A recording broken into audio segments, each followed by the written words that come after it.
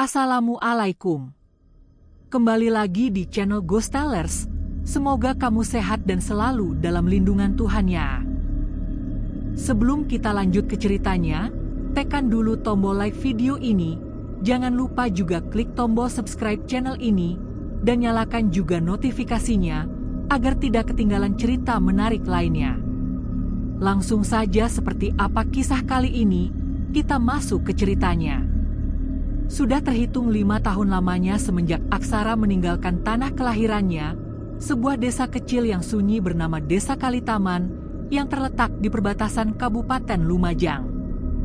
Desa ini dikelilingi oleh hamparan sawah luas dan barisan pohon beringin tua yang rimbun, sering diselimuti kabut tipis di pagi hari. Aksara pergi merantau ke Pulau Batam, bekerja serabutan mulai dari buruh pelabuhan, kuli bongkar muat di kawasan industri, hingga menjadi pelayan toko kelontong di malam hari. Tujuannya hanya satu, mengumpulkan modal yang cukup agar ia bisa kembali dan merawat satu-satunya keluarga yang ia miliki, Nyi Darmi, ibunya.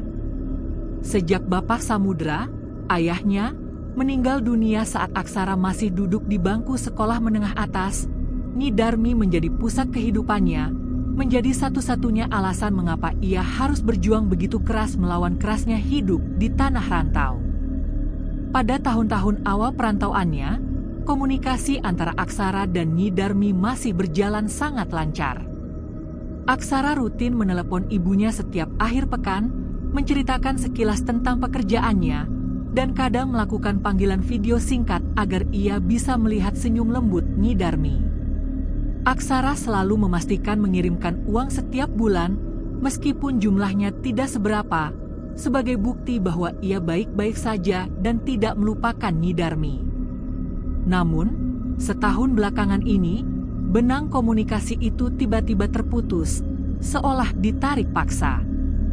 Awalnya, Aksara mengira itu hanya masalah jaringan telekomunikasi desa yang memang terkenal buruk, atau mungkin Nyi Darmi sedang sakit dan tidak sempat mengangkat telepon.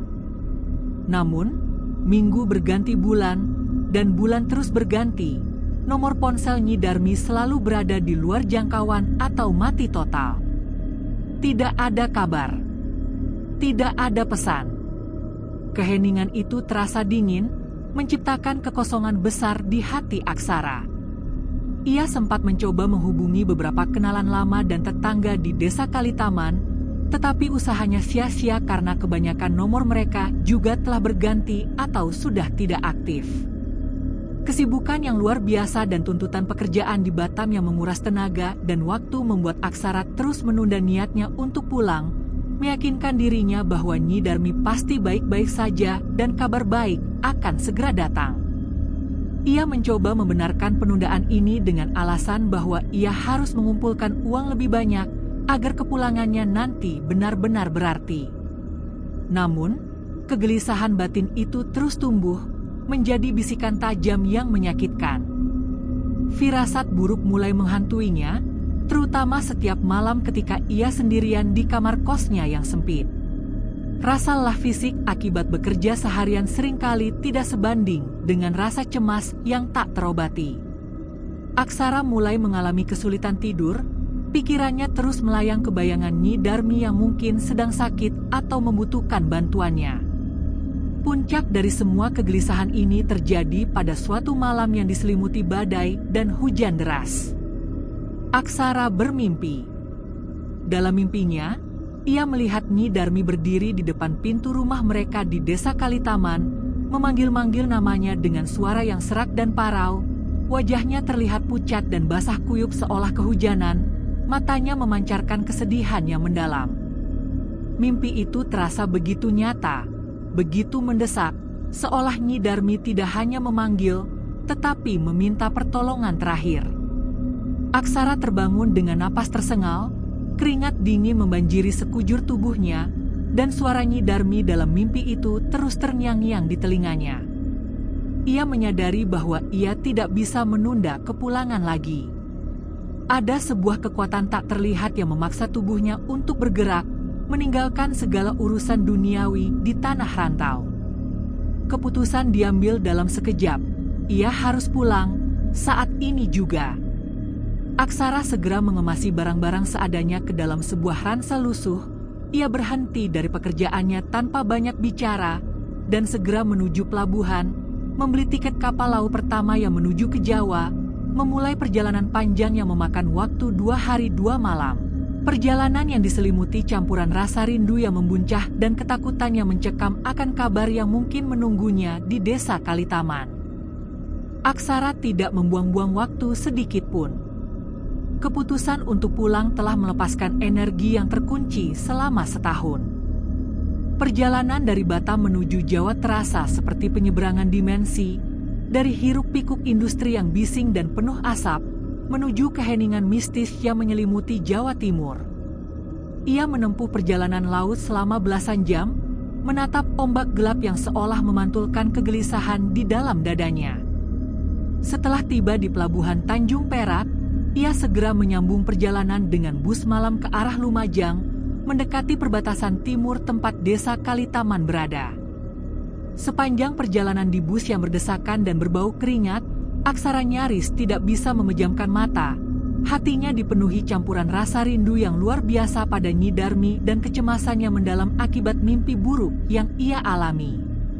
Setiap kilometer yang dilalui terasa seperti siksaan, karena ia takut berita terburuk telah menunggunya di ujung jalan. Ia berulang kali meraba ponselnya yang mati, berharap ada keajaiban sinyal yang masuk, tetapi ponsel itu tetap membisu, mencerminkan isolasi yang selama ini ia rasakan. Akhirnya, sekitar tengah malam, bus yang ia tumpangi berhenti di perempatan kecil yang menjadi satu-satunya akses masuk menuju desa Kalitaman. Aksara turun dengan tergesa-gesa, hanya membawa satu ransel lusuh di punggungnya. Udara malam di desa terasa jauh lebih dingin dan bersih dibandingkan udara pelabuhan Batam.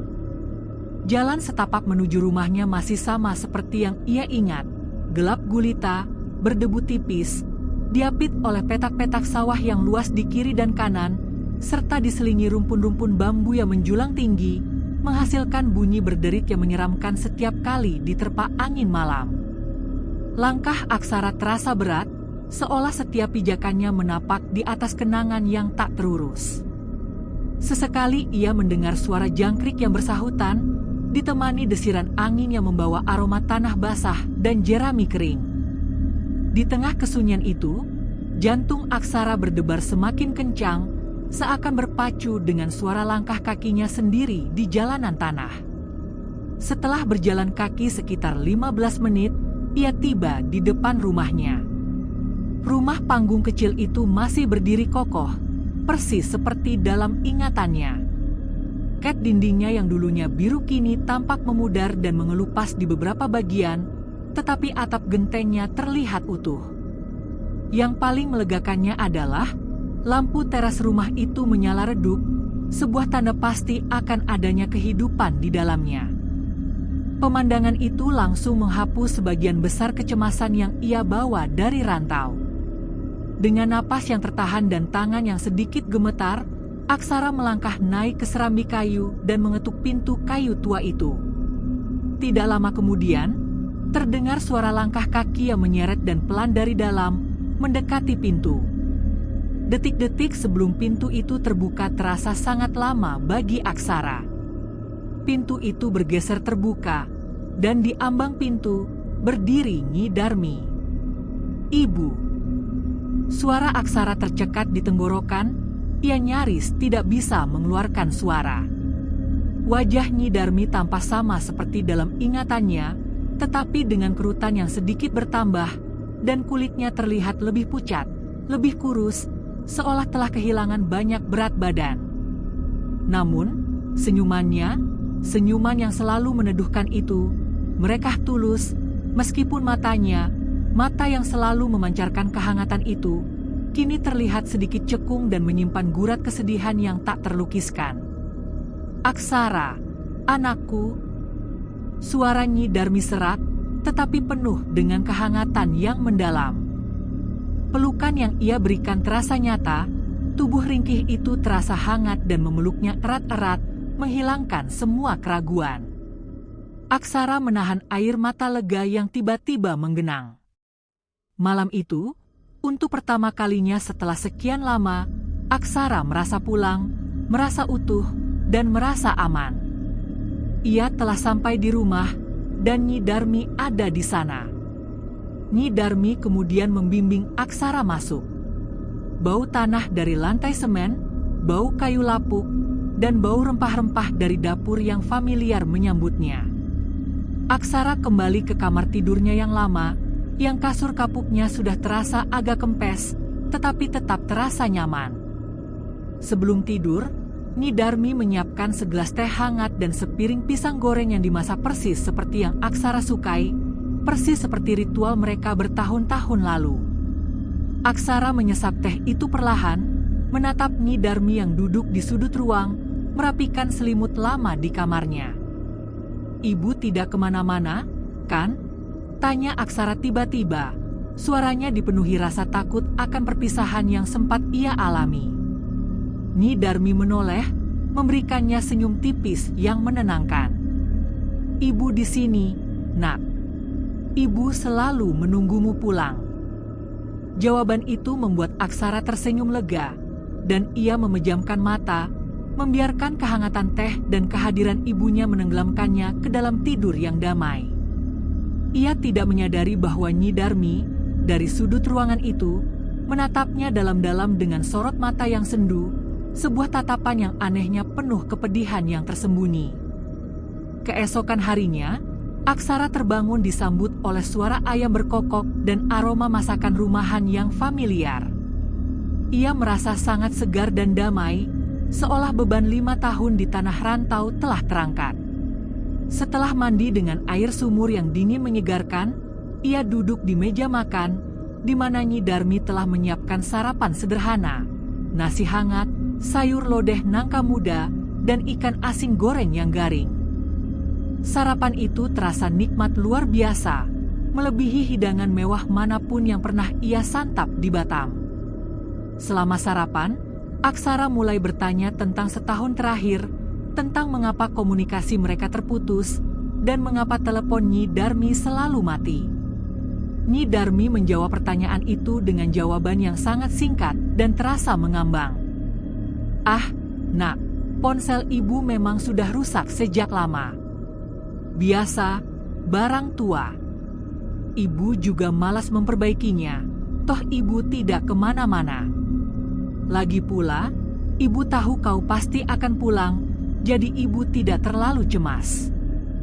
Jawaban itu seharusnya memuaskan, tetapi Aksara merasakan adanya lubang kecil yang ganjil dalam penjelasan itu. Cara Nyi Darmi berbicara terasa terlalu santai, tidak mencerminkan kecemasan yang biasa ditunjukkan orang tua ketika terpisah dari anak. Namun, Aksara mengesampingkan kejanggalan itu, memilih untuk fokus pada kehadiran ibunya yang nyata di depannya. Setelah sarapan, Aksara memutuskan untuk keluar dan menyapa tetangga. Ia ingin memperkenalkan diri kembali, meminta maaf atas keterlambatannya pulang, dan sekaligus menguji kebenaran cerita Nyi Darmi tentang rusaknya ponsel. Aksara berjalan menuju rumah kakek Jaja, tetangga paling dekat yang juga merupakan tetua desa yang sangat dihormati. Rumah kakek Jaja hanya berjarak beberapa langkah dari rumahnya. Aksara mengetuk pintu, dan kakek Jaja, seorang pria tua dengan janggut putih dan sorot mata yang tajam, membuka pintu. "Assalamualaikum, Kakek Jaja," sapa Aksara penuh hormat, mencium tangan kakek Jaja. "Ini Aksara, Kek. Saya baru pulang dari rantau." Kakek Jaja terdiam. Ekspresi wajahnya yang ramah mendadak membeku, berubah menjadi campuran terkejut, bingung, dan sedikit ketakutan. Kakek Jaja memegang erat gagang pintu, menatap Aksara dari ujung kaki sampai ujung rambut dengan pandangan yang aneh, seolah melihat hantu. Kakek Jaja tidak membalas salam Aksara, ia hanya bergumam dengan suara pelan dan serak, kamu sungguh Aksara?" Pertanyaan itu terdengar ganjil dan tidak pada tempatnya. Aksara merasa sangat tidak nyaman dengan reaksi tersebut. Ia berusaha tersenyum, meyakinkan kakek Jaja bahwa ia benar-benar putranya Nyi Darmi yang baru pulang. Setelah keheningan yang terasa mencekik, kakek Jaja akhirnya menarik napas panjang dan wajahnya kembali normal, tetapi tidak sepenuhnya. Kakek Jaja buru-buru mengubah topik, menghindari kontak mata yang dalam, dan hanya berbicara basa-basi seadanya. Ia bertanya tentang pekerjaan Aksara di Batam dan perjalanannya, tetapi tidak ada sedikit pun pertanyaan tentang Nyi Darmi. Bahkan ketika Aksara menyebut nama ibunya, kakek Jaja hanya mengangguk kaku dan segera mengakhiri percakapan dengan alasan mendadak harus pergi ke kebun. Sikap itu sangat tidak biasa, mengingat kakek Jaja dikenal sebagai sosok yang sangat ramah dan suka berlama-lama mengobrol. Aksara berjalan pulang dengan perasaan yang sangat tidak enak, merasa ada sesuatu yang ditutupi oleh kakek Jaja. Perasaan ganjil itu semakin diperkuat ketika ia bertemu Bibi Sari, tetangga akrab Nyi Darmi, yang rumahnya terletak di seberang jalan. Reaksi Bibi Sari bahkan lebih ekstrim. Ketika Aksara menyapanya, Bibi Sari yang sedang menyapu halaman tiba-tiba menjatuhkan sapunya ke tanah. Wajahnya pucat pasi, dan matanya melebar seperti melihat sesuatu yang mengerikan. Ia langsung masuk ke dalam rumahnya, membanting pintu kayu tua itu keras-keras, dan mengunci diri. Aksara terdiam di tengah jalan, terpukul oleh reaksi itu. Mengapa semua orang bertingkah sangat aneh? Mengapa mereka bereaksi seolah-olah ia yang seharusnya tidak ada di sana? Kejanggalan-kejanggalan ini mulai menumpuk, membentuk sebuah benang merah misterius yang menghubungkan putusnya komunikasi dengan reaksi aneh para tetangga. Aksara mulai curiga bahwa ada rahasia besar yang disimpan rapat-rapat oleh seluruh penduduk desa Kalitaman, rahasia yang berhubungan langsung dengan Nyi Darmi dan kepulangannya. Meskipun ia sudah bertemu Nyi Darmi dan memeluknya, benih keraguan mulai ditaburkan ke dalam hatinya. Reaksi aneh dan dingin dari kakek Jaja dan Bibi Sari benar-benar mengganggu pikiran Aksara. Ia kembali ke rumahnya dengan perasaan campur aduk antara kebingungan dan kecurigaan yang kian membesar. Ia mencoba mencari alasan logis, mungkin ia terlalu lama merantau sehingga para tetangga lupa, atau mungkin penampilannya terlalu lusuh setelah perjalanan panjang. Namun, ia tidak bisa mengabaikan tatapan ngeri di mata Bibi Sari. Ia memutuskan untuk mencoba bersikap seolah tidak terjadi apa-apa, tetapi ia mulai mengawasi setiap pergerakan dan ekspresi Nyi Darmi dengan lebih saksama. Selama 2 hari berikutnya, kehidupan di rumah berjalan sangat damai, terlalu damai, malah terkesan monoton dan terisolasi. Nyi Darmi sangat merawatnya, memasak makanan kesukaan Aksara, mencuci pakaiannya, dan menanyakan tentang rencana masa depannya. Namun, ada beberapa keanehan kecil yang mulai ia perhatikan dan ia kumpulkan sebagai kepingan teka-teki. Pertama, Nyi Darmi tidak pernah mau keluar rumah saat siang hari. Setiap kali Aksara mengajaknya ke pasar atau sekadar berjalan-jalan di sawah, Nyi Darmi selalu menolak dengan alasan yang klise seperti ibu sedang tidak enak badan atau ibu harus menjaga rumah. Ia hanya terlihat sangat aktif setelah matahari terbenam. Keanehan kedua adalah kebiasaan makan Nyi Darmi. Meskipun Nyi Darmi selalu menyiapkan hidangan yang lengkap dan lezat, Aksara menyadari bahwa ibunya hampir tidak pernah menyentuh makanan tersebut. Nyi Darmi akan menyendok sedikit nasi atau sayur ke piringnya, membiarkannya dingin, dan kemudian buru-buru membereskan piring itu. Ketika ditanya mengapa ia tidak makan, Nyi Darmi hanya menjawab bahwa ia sudah makan sebelumnya di saat Aksara sedang terlelap. Kebiasaan makan yang aneh ini membuat tubuh Nyi Darmi terlihat semakin kurus dan pucat, meskipun Nyi Darmi meyakinkan Aksara bahwa ia baik-baik saja dan itu hanyalah efek dari penyakit usia tua biasa. Kejanggalan yang paling mengganggu adalah suasana di sekitar rumah. Setiap kali Aksara mencoba berbicara dengan Nyi Darmi tentang tetangga, terutama kakek Jaja dan Bibi Sari, Nyi Darmi akan mengalihkan pembicaraan dengan cepat dan membahas kenangan lama tentang Bapa Samudra atau masa kecil Aksara. Ia sangat terampil dalam memanipulasi topik pembicaraan dan selalu berhasil membuat Aksara terdiam karena rasa rindu masa lalu. Selain itu, tidak ada satupun tetangga yang datang berkunjung sejak kepulangan Aksara. Tidak ada yang datang untuk mengucapkan selamat datang, padahal masyarakat desa Kalitaman terkenal sangat hangat dan suka berkumpul. Rumah mereka terasa seperti pulau terpencil yang diselimuti keheningan di tengah desa yang seharusnya ramai. Malam itu, Aksara memutuskan untuk melakukan pengamatan diam-diam. Setelah Nyi Darmi memastikan Aksara sudah tidur, Nyi Darmi keluar dari kamar dan duduk di kursi kayu di ruang tengah yang remang-remang. Aksara, yang pura-pura tidur, mengintip dari celah pintu. Ia melihat Nyi Darmi duduk tegak, kedua tangannya diletakkan di pangkuan. Nyi Darmi tidak melakukan apa-apa. Ia hanya duduk, menatap kosong ke arah jendela yang terbuka, di mana kegelapan malam dan kabut dingin desa Kalitaman merayap masuk. Tidak ada tangisan, tidak ada zikir, tidak ada aktivitas apapun. Nyi Darmi hanya duduk, diam, dalam kesunyian yang mencekam. Saat itulah Aksara merasakan hawa dingin yang menusuk tulang, jauh lebih dingin daripada udara luar. Ia merasakan ketidaknyataan yang samar-samar menyelimuti sosok yang ia yakini adalah ibunya. Rasa takut mulai merayapi benaknya, menolak untuk pergi.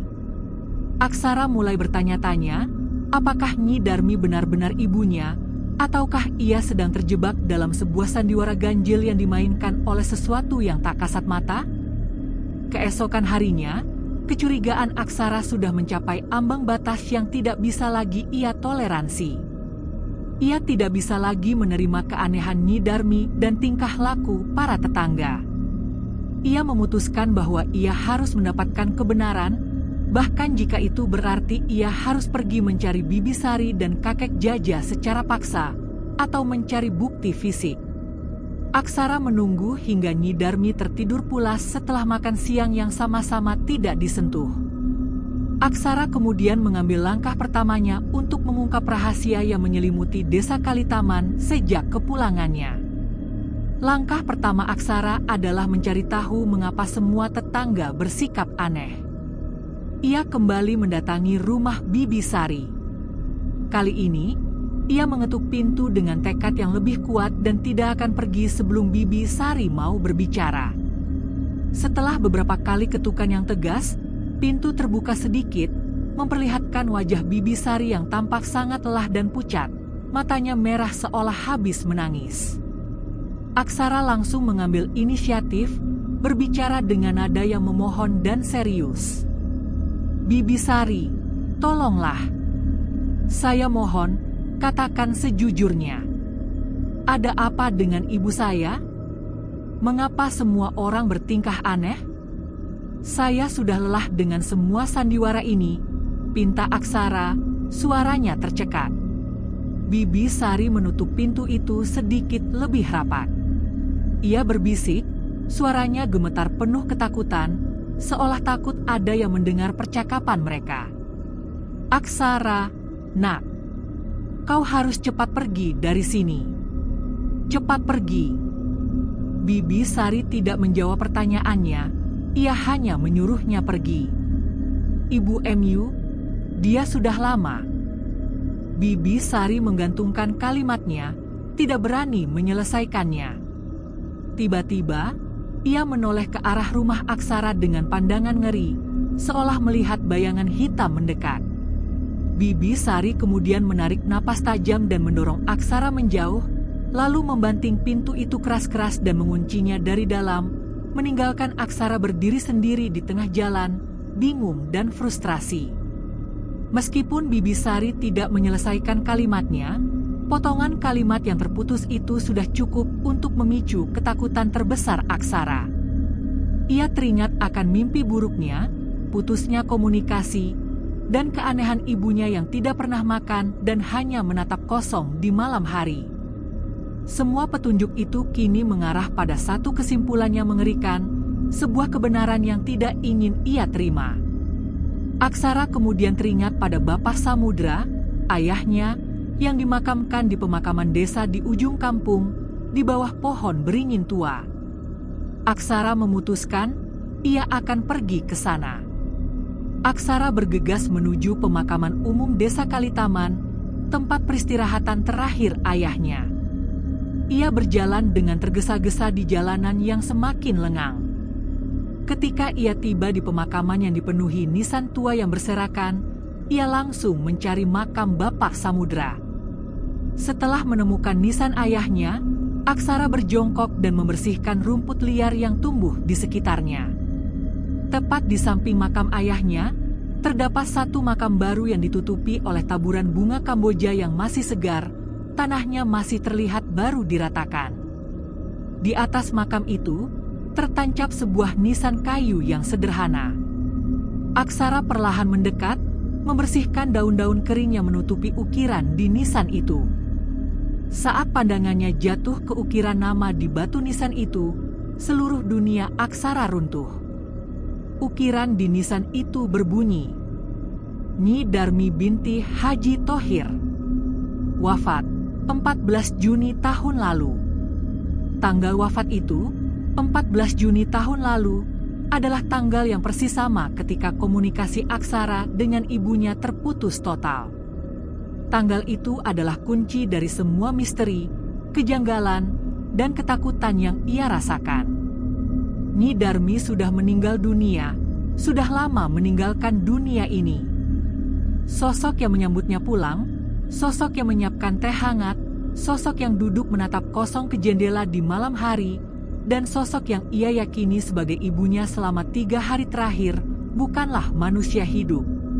Aksara tidak bisa berteriak, ia hanya bisa terduduk lemas di samping makam itu, air matanya mengalir deras, menyadari bahwa ia baru saja menghabiskan waktu dengan sosok gaib yang menyerupai ibunya. Kenyataan ini adalah pukulan yang sangat telak, membuat jiwa dan raga Aksara hancur dalam sekejap. Dunia Aksara terasa hancur berkeping-keping di depan nisan dingin yang bertuliskan nama Nyi Darmi. Kenyataan bahwa ia selama ini berinteraksi, dipeluk, dan dirawat oleh entitas gaib yang menyerupai ibunya terasa lebih menakutkan dan menyedihkan daripada sekadar berita kematian.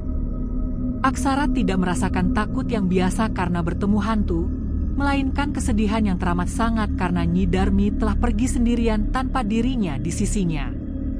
Rasa bersalah karena menunda kepulangan selama 1 tahun penuh, sejak tanggal wafat ibunya, kini menghantamnya dengan keras. Aksara menangis tanpa suara di samping makam, memeluk erat nisan ibunya yang dingin, membiarkan tanah pemakaman menjadi saksi atas kehancuran batinnya. Ia baru saja menyadari bahwa mimpi buruknya tempo hari, di mana ibunya memanggilnya dengan suara parau, bukanlah pertanda sakit, melainkan panggilan terakhir sebelum jiwanya meninggalkannya. Setelah cukup lama menumpahkan kesedihan, Aksara bangkit. Rasa takut bercampur dengan tekad untuk menghadapi kebenaran. Ia bergegas kembali ke rumah Bibi Sari. Ia tidak peduli lagi apakah Bibi Sari akan takut atau tidak. Ia hanya butuh penjelasan. Aksara mengetuk pintu Bibi Sari berulang kali dengan keras, menuntut penjelasan atas semua keanehan yang telah ia alami sejak kepulangannya. Akhirnya, pintu itu terbuka sedikit, dan Bibi Sari menatap Aksara dengan mata merah dan penuh ketakutan. Aksara langsung mencecar. "Bibi, katakan sejujurnya. Ibu sudah meninggal, kan? Sejak setahun lalu, kan?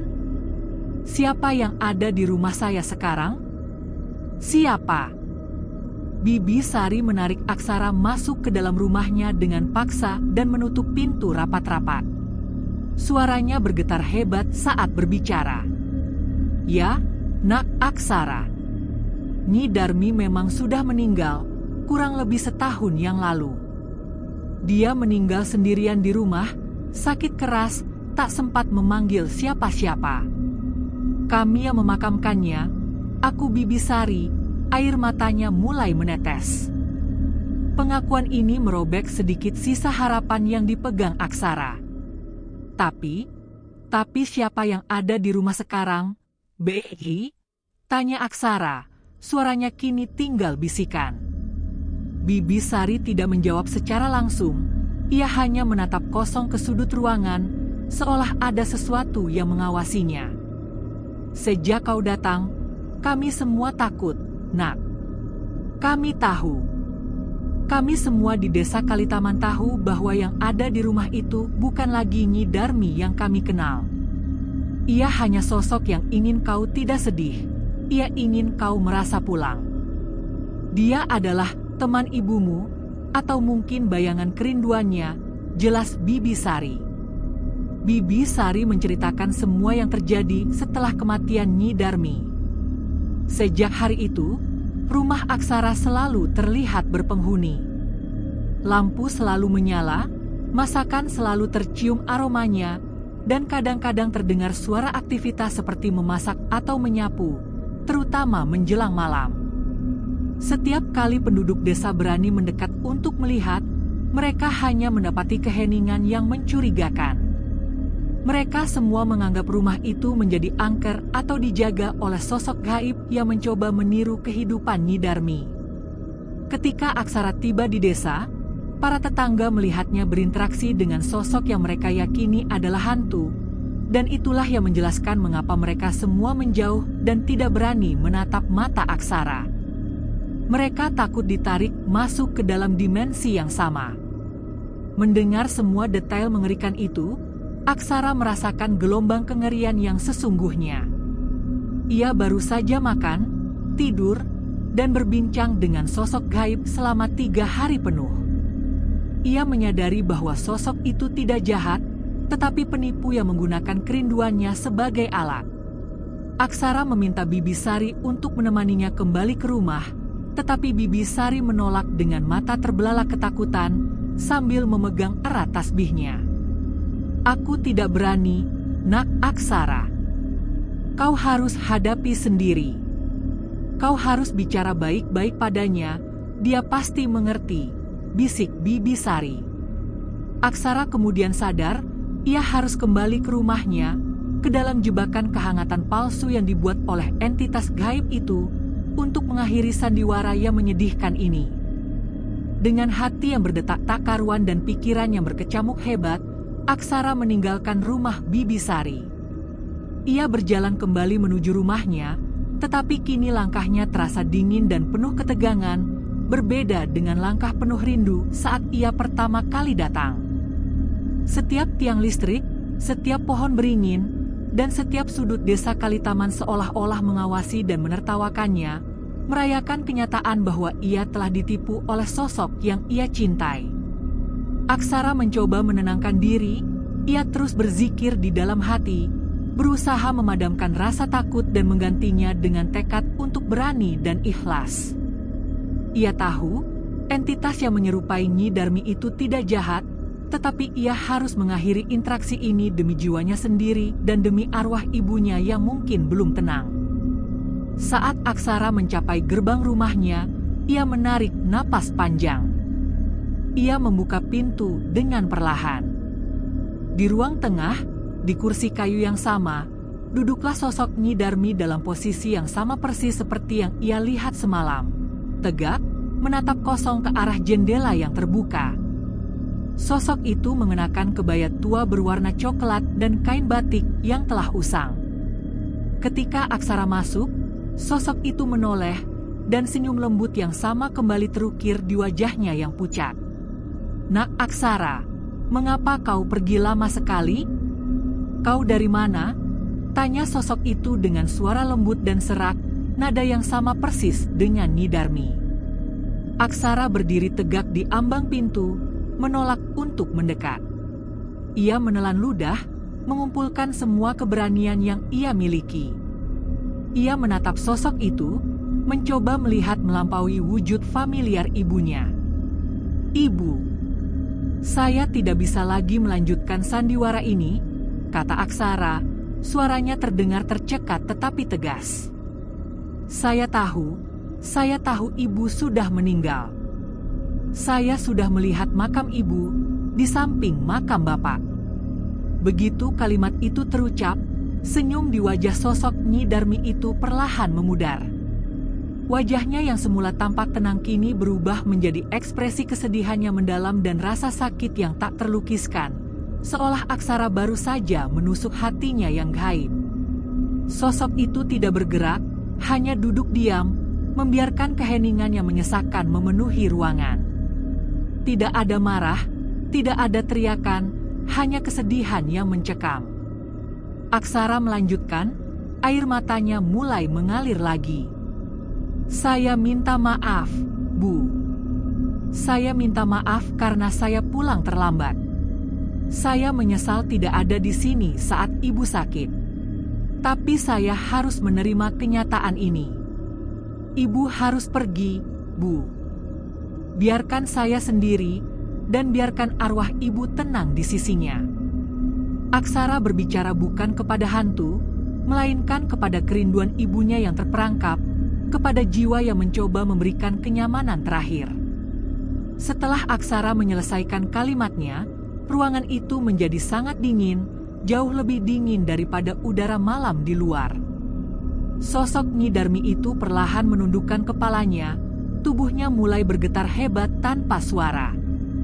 Getaran itu bukan getaran kemarahan, melainkan ratapan kesedihan yang luar biasa, ratapan dari entitas yang kini harus melepaskan ilusi kehangatan yang telah ia ciptakan.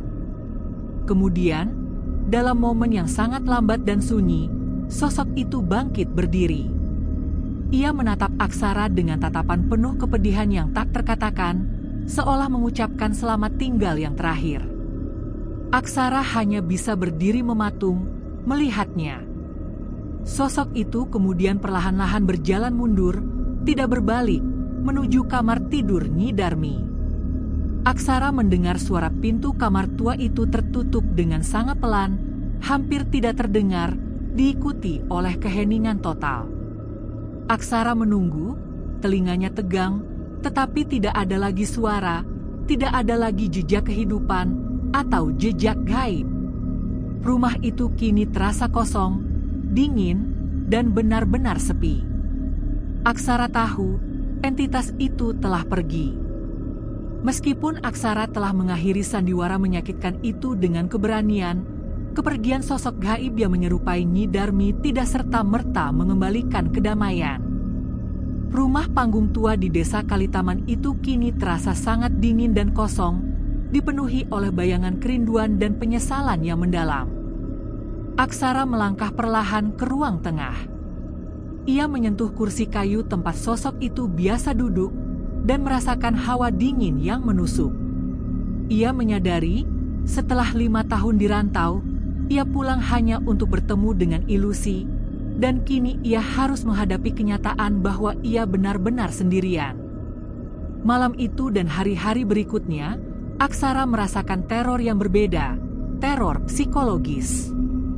Ia sering mendengar suara-suara kecil yang sangat familiar di dalam rumah, bunyi dentingan sendok di dapur, suara pintu kamar mandi yang terbuka dan tertutup pelan, atau suara langkah kaki yang menyeret di lantai kayu.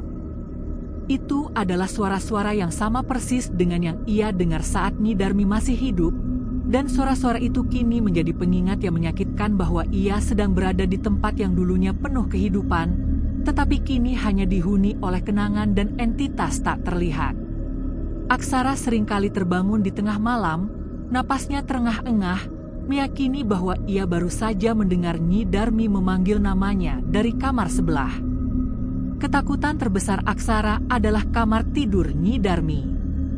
Pintu kamar itu masih tertutup rapat, persis seperti saat sosok gaib itu masuk dan menghilang. Aksara merasa ada aura kuat yang mengunci kamar itu, sebuah beban emosional yang berat. Selama 2 hari, ia tidak berani menyentuh gagang pintu itu. Ia makan, tidur, dan beraktivitas hanya di ruang tamu dan dapur, menghindari kamar yang ia yakini sebagai pusat dari semua misteri itu. Ia tahu, di dalam kamar itu, terdapat rahasia terakhir ibunya, tetapi ia terlalu takut untuk menghadapinya. Pada hari ketiga setelah pengakuan makam, Aksara memutuskan bahwa ia tidak bisa terus hidup dalam ketakutan dan isolasi ini. Ia harus membersihkan rumah itu secara fisik dan spiritual, membebaskan dirinya, dan membebaskan arwah Nyi Darmi. Ia pergi ke rumah kakek Jaja dan kali ini, kakek Jaja menyambutnya dengan tatapan yang lebih iba, bukan ketakutan. Kakek Jaja mengerti bahwa Aksara kini telah mengetahui kebenaran. Aksara meminta bantuan kakek Jaja untuk mengadakan selamatan kecil dan doa bersama untuk mendiang Nyi Darmi, sekaligus membersihkan rumah dari sisa-sisa energi gaib. Kakek Jaja mengangguk setuju. Ia menjelaskan bahwa masyarakat desa Kalitaman tidak berani mendekati rumah Aksara karena mereka menghormati kehadiran gaib itu, yang mereka yakini adalah bentuk kerinduan Nyi Darmi yang tak rela melepas anaknya. Kakek Jaja juga mengungkapkan bahwa sebelum meninggal, Nyi Darmi sempat meminta tolong padanya untuk tidak memberitahu Aksara jika terjadi sesuatu yang buruk, karena ia ingin Aksara terus fokus pada pekerjaannya di rantau dan tidak perlu khawatir. Pengakuan ini semakin menambah rasa penyesalan Aksara, menyadari bahwa Nyi Darmi telah memikul beban kesendirian demi kebahagiaannya. Dengan dukungan spiritual dari kakek Jaja, Aksara kembali ke rumahnya dengan tekad yang diperbarui. Ia mengambil air wudhu, menunaikan salat, dan setelah itu ia berdiri di depan pintu kamar Nyi Darmi. Ia berzikir, memohon kekuatan dan ketenangan. Tepat di hadapan pintu yang terasa dingin itu, Aksara mengulurkan tangan. Ia harus masuk, ia harus berdamai, ia harus menemukan penutup dari kisah sedih ini. Dengan mengucapkan basmalah dan memanjatkan doa, Aksara akhirnya memegang gagang pintu kamar Nyi Darmi. Gagang pintu itu terasa sangat dingin di telapak tangannya. Ia memutar kunci dan mendorong pintu kayu tua itu perlahan. Suara derit engsel yang pelan memecah keheningan yang mencekam. Aroma di dalam kamar segera menyambut Aksara. Itu adalah aroma yang sangat khas, campuran wangi bunga melati kering dan bedak tabur tradisional yang selalu digunakan Nyi Darmi, bercampur dengan aroma anyir yang samar dan dingin, sisa dari kehadiran sosok gaib yang baru saja pergi. Kamar itu terasa sangat sunyi. Cahaya sore yang masuk dari jendela kecil membuat debu halus terlihat menari-nari di udara, menerangi perabot-perabot tua yang Aksara kenal sejak kecil. Semuanya terasa familiar, namun aneh, seolah waktu di kamar itu terhenti sejak hari kematian Nyi Darmi. Aksara melangkah masuk, mengamati setiap sudut kamar dengan hati-hati. Di atas meja rias tua, tersusun rapi beberapa barang peninggalan Nyi Darmi, sisir kayu, beberapa ken kuno, dan satu-satunya foto pernikahan Nyi Darmi dan Bapak Samudra yang sudah menguning. Aksara menyentuh bingkai foto itu, merasakan kerinduan yang membuncah. Kemudian, pandangannya tertuju pada tempat tidur kapuk yang sudah usang. Di atas bantal, tergeletak sesuatu yang langsung menarik perhatiannya. Sebuah buku catatan bersampul batik tua dan sebuah amplop coklat kecil. Aksara mendekat dan duduk di tepi tempat tidur. Ia meraih amplop coklat itu terlebih dahulu. Amplop itu terasa ringan dan rapuh, sudah diselotip ulang di beberapa bagian. Di bagian depan amplop, terdapat tulisan tangan Nyi Darmi dengan tinta yang sedikit pudar. Untuk Aksara, anakku tersayang, saat kau kembali. Air mata Aksara kembali membasahi pipinya. Inilah surat cinta terakhir dari ibunya. Nyi Darmi telah mempersiapkan ini, bahkan sebelum ia meninggal, tahu bahwa Aksara pasti akan pulang suatu saat nanti. Dengan tangan gemetar, Aksara membuka amplop itu, menarik keluar selembar kertas lusuh yang terlipat rapi. Ia menarik napas dalam-dalam, bersiap menghadapi setiap kata yang ditulis oleh ibunya. Aksara membuka lipatan surat yang terasa rapuh itu. Tulisan tangan Nyi Darmi di atas kertas lusuh itu tampak sedikit gemetar, mengisyaratkan bahwa surat itu mungkin ditulis saat Nyi Darmi sudah dalam kondisi sakit yang parah. Aksara mulai membaca, membiarkan suara ibunya berbisik dari halaman kertas itu, menggantikan keheningan rumah yang mencekam. Anakku Aksara, cah bagusku. Jika kau membaca surat ini, berarti kau sudah kembali ke desa Kalitaman. Ibu bersyukur tak terkira karena doamu terkabul, Nak. Maafkan ibu tahu kau pasti sudah mendengar kabar dari tetangga, atau mungkin kau sendiri yang menemukan makam ibu. Ibu tahu kau sedih, dan ibu minta maaf karena tidak bisa menunggumu lebih lama. Sejak setahun terakhir, ibu tahu ajal sudah dekat. Badan ibu semakin lemah, dan setiap kali ibu mencoba menghubungimu di Batam, ponsel ibu selalu kehabisan baterai atau sinyalnya hilang. Tapi, sungguh, ibu bersyukur komunikasi kita terputus. Tahukah kau, Nak? Ibu sengaja tidak ingin kau tahu ibu sakit, apalagi meninggal. Ibu tahu kau sedang berjuang keras di rantau. Setiap kali ibu melihat foto-fotomu, ibu tahu kau sedang mengumpulkan modal untuk masa depanmu. Ibu tidak ingin tangisan ibu atau kabar duka ini memadamkan semangatmu. Ibu tahu, jika kau tahu ibu sakit, kau pasti akan pulang saat itu juga, meninggalkan semua jerih payahmu. Ibu tidak mau itu terjadi, Nak. Impianmu lebih penting daripada kehadiran ibu di saat-saat terakhir. Ibu berjuang sendirian di sini, hanya ditemani doa dan kerinduan pada bapakmu dan dirimu. Tapi, sungguh, ibu tidak pernah merasa sendiri. Ibu selalu merasakan kehadiranmu dalam setiap desah napas. Ibu selalu memohon pada Tuhan agar ada yang menjagamu saat kau kembali, ada yang memberikanmu sambutan hangat yang layak kau terima setelah perjuanganmu. Jika kau merasa rumah ini aneh, Nak, atau jika kau merasa ada kejanggalan dalam sambutanmu, tolonglah jangan marah. Ibu tahu ada yang menjagamu, yang menyambutmu. Dia adalah bayangan kerinduan ibu, teman sejati yang ibu pinta kepada Tuhan agar membuatmu bahagia, setidaknya untuk 3 hari, agar kau tidak merasa hancur saat mengetahui kebenaran. Bayangan itu datang karena cinta ibu, bukan karena maksud jahat. Dia hanya ingin kau merasakan kehangatan yang kau rindukan. Nak, hidupmu adalah anugerah. Jangan habiskan waktu untuk meratapi masa lalu.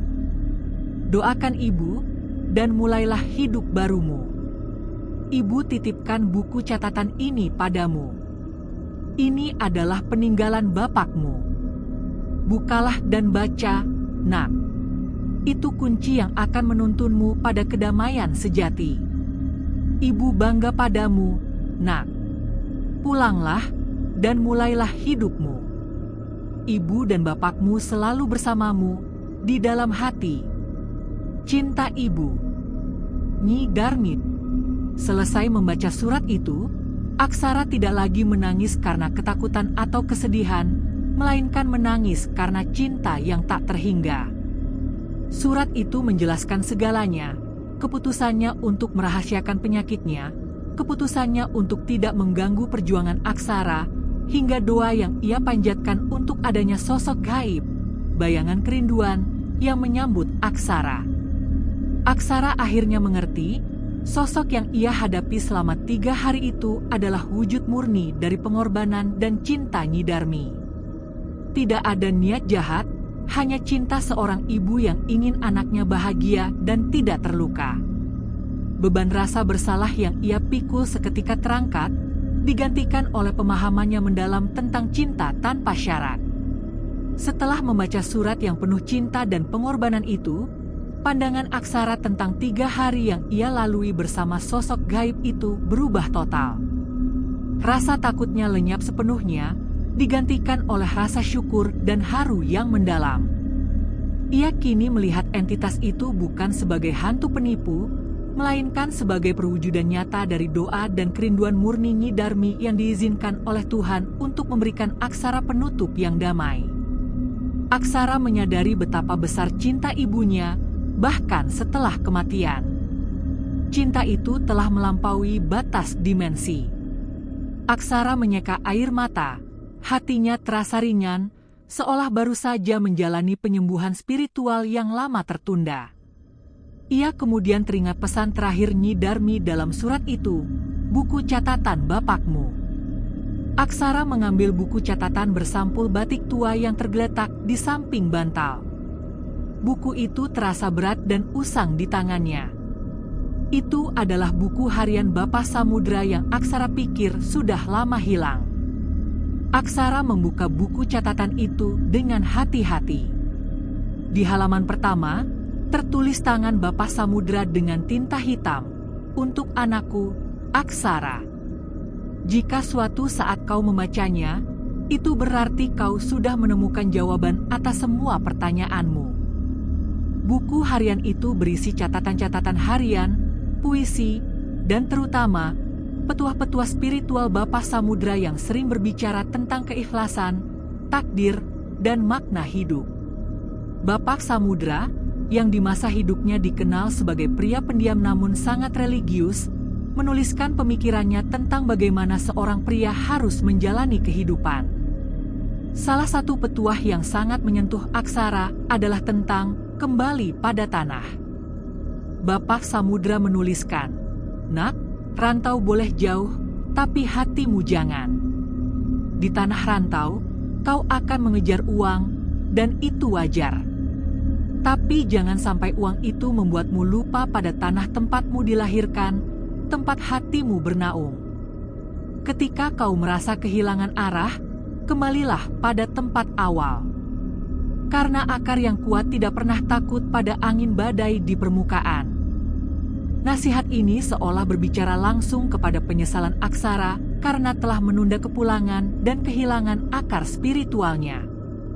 Aksara membaca tulisan tangan Bapak Samudra tentang makna kematian yang ternyata sangat dekat dengan apa yang ia alami. Bapak Samudra menulis, "Kematian adalah perpindahan. Kita yang hidup harus belajar untuk melepaskan ikatan raga, agar jiwa yang pergi bisa tenang. Jika kita terlalu menggenggam kesedihan, kita menahan arwah mereka dari kedamaian abadi. Tugas kita yang ditinggalkan adalah mengikhlaskan, agar ikatan raga dan jiwa tidak lagi saling membebani." Membaca petuah-petuah ini, Aksara menyadari mengapa Nyi Darmi memintanya membuka buku ini. Itu bukan hanya peninggalan Bapak Samudra, melainkan kunci psikologis yang mengarahkan Aksara dari keterpurukan gaib menuju kedamaian spiritual yang kokoh. Aksara kini mengerti, ia harus berdamai tidak hanya dengan kematian Nyi Darmi, tetapi juga dengan penundaan kepulangannya sendiri dan dengan kehadiran sosok gaib yang merupakan wujud cinta. Buku ini adalah bekal terpentingnya.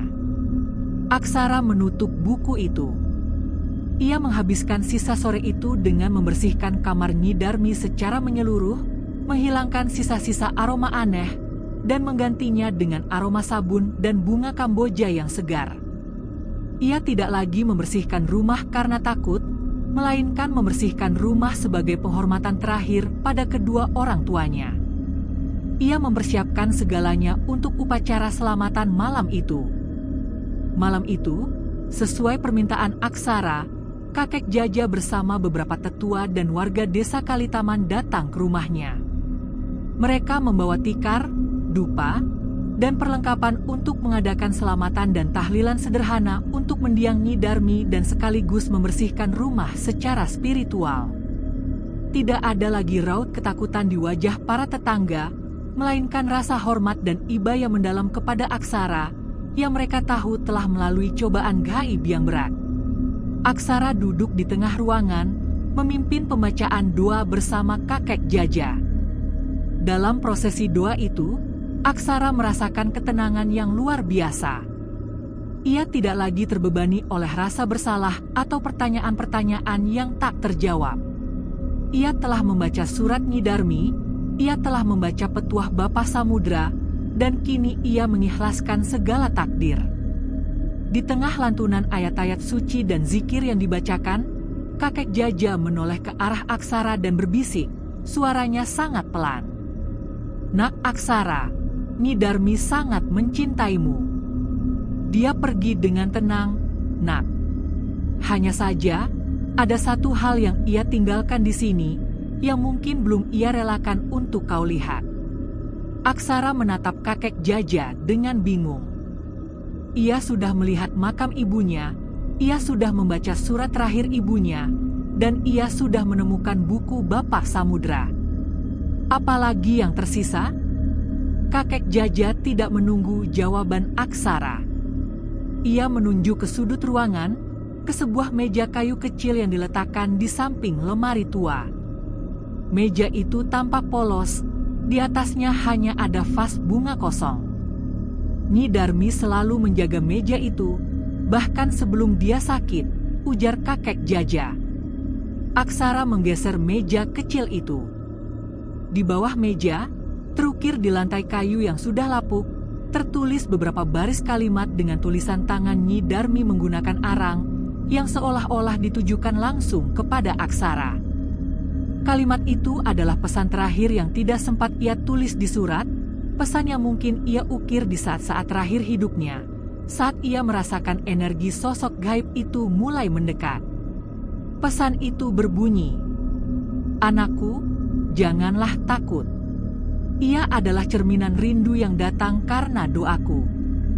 Jika kau datang, sambutlah dan biarkan ia mencintaimu, Nak. Setelah itu, doakan ibu dengan tulus dan kau akan aman. Ibu pergi dengan cinta. Ikhlas, Nak. Jangan tinggal sendiri terlalu lama. Menikahlah." Pesan itu adalah penutup gaib yang sempurna. Itu mengkonfirmasi bahwa kehadiran entitas gaib itu adalah atas izin dan doa Nyi Darmi. Pesan itu juga memberikan perintah terakhir kepada Aksara, ikhlas dan mencari kehidupan baru dengan menikah. Kini, Aksara benar-benar tidak memiliki keraguan lagi. Semua misteri telah terungkap, dan ia dibimbing oleh kedua orang tuanya, baik yang masih hidup maupun yang sudah tiada. Ia memiliki surat yang menyentuh, petuah yang menguatkan, dan pesan terakhir yang memastikan bahwa ia dicintai. Setelah upacara tahlilan selesai dan para tetangga kembali ke rumah masing-masing, Aksara duduk sendirian di teras rumahnya. Malam sudah sangat larut, dan desa Kalitaman diselimuti keheningan yang kini terasa menenangkan, bukan lagi mencekam. Aksara tidak lagi merasa takut atau kesepian. Ia merasa dikelilingi oleh cinta yang melampaui kematian. Ia telah membersihkan rumahnya, hatinya, dan jiwanya. Ia telah berdamai dengan takdir. Aksara menyadari bahwa meskipun ia telah kehilangan Nyi Darmi dan Bapak Samudra, ia telah mendapatkan sesuatu yang jauh lebih berharga, kedamaian batin sejati. Perjalanan pulang yang ia tempuh bukan sekadar perjalanan fisik dari rantau, melainkan perjalanan spiritual untuk menemukan jati dirinya kembali. Pengalaman 3 hari yang mengerikan bersama entitas gaib itu kini ia terima sebagai anugerah terakhir yang diizinkan oleh Tuhan, sebagai cara bagi Nyi Darmi untuk mengucapkan selamat tinggal tanpa merusak semangat Aksara di masa lalu. Keesokan harinya, Aksara bangun pagi-pagi sekali. Ia mengambil air wudhu dan menunaikan salat subuh dengan khusyuk. Setelah salat, ia melangkah ke kamar Nyi Darmi, mengambil semua barang peninggalan ibunya, mulai dari sisir, selimut, hingga kain batik yang sering dipakai Nyi Darmi. Ia mengemas semua barang itu ke dalam satu kotak kayu tua, yang kemudian ia simpan di tempat yang aman. Tindakan ini adalah simbol perpisahan yang final dan penuh keikhlasan. Ia tidak lagi membiarkan kerinduan menjadi belenggu yang menahan arwah ibunya. Aksara memutuskan untuk tinggal di desa Kalitaman. Semua modal yang ia kumpulkan di Batam tidak lagi ia gunakan untuk kembali ke rantau, melainkan untuk memulai kehidupan baru di tanah kelahirannya, persis seperti yang diinginkan ayahnya dan ibunya. Ia tahu, disinilah akarnya, dan disinilah ia bisa mendapatkan ketenangan. Ia mulai membersihkan halaman, memperbaiki bagian rumah yang rusak, dan berinteraksi kembali dengan tetangga. Hubungan dengan kakek Jaja dan Bibi Sari kembali membaik, dan mereka senang melihat Aksara akhirnya bisa tersenyum tanpa dihantui kesedihan. Keputusan Aksara untuk tidak kembali ke rantau adalah titik balik besar. Ia menolak godaan uang dan kehidupan metropolitan demi kedamaian batin dan spiritualitas. Ia tahu, jika ia kembali, ia mungkin akan lupa lagi pada inti hidup yang telah diajarkan dengan susah payah oleh kedua orang tuanya, bahkan setelah mereka tiada. Desa Kalitaman kini menjadi tempatnya membangun kembali kehidupannya. Ia telah berhasil melewati fase klimaks yang penuh kengerian dan kesedihan. 2 tahun telah berlalu sejak Aksara mengambil keputusan besar untuk menetap di Desa Kalitaman. Ia membuka usaha bengkel las kecil-kecilan di depan rumahnya menggunakan modal yang ia kumpulkan dari Batam. Hidupnya berjalan damai dan teratur. Ia menjadi pemuda yang sangat dihormati karena ketekunan dan kesabarannya. Ia tidak lagi terburu-buru mengejar kekayaan. Ia mengejar keberkahan dalam setiap pekerjaannya. Aksara juga secara rutin mengunjungi makam Nyi Darmi dan Bapak Samudra, membersihkan dan berdoa dengan ketulusannya mendalam, tahu bahwa kini ia telah memenuhi janji tak tertulis kepada mereka. Namun, pesan terakhir yang diukir Nyi Darmi di lantai kayu masih sering terngiang, jangan tinggal sendiri terlalu lama. Menikahlah.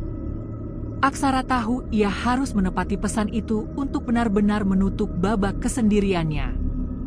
Ia ingin membangun kehidupan baru, tidak hanya demi dirinya, tetapi juga demi melanjutkan keturunan dan mewujudkan kebahagiaan yang selalu diharapkan orang tuanya. Suatu sore, saat Aksara sedang duduk di teras sambil menikmati teh hangat, Bibi Sari datang berkunjung. Bibi Sari, yang kini sudah tidak lagi menatap Aksara dengan ketakutan, duduk di sebelahnya dengan senyum penuh arti.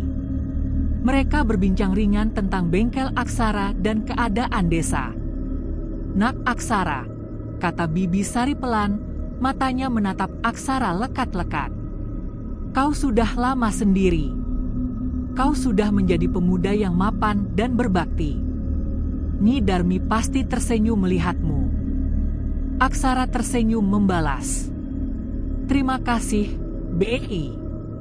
Saya hanya berusaha menepati janji." "Bagus," timpal Bibi Sari.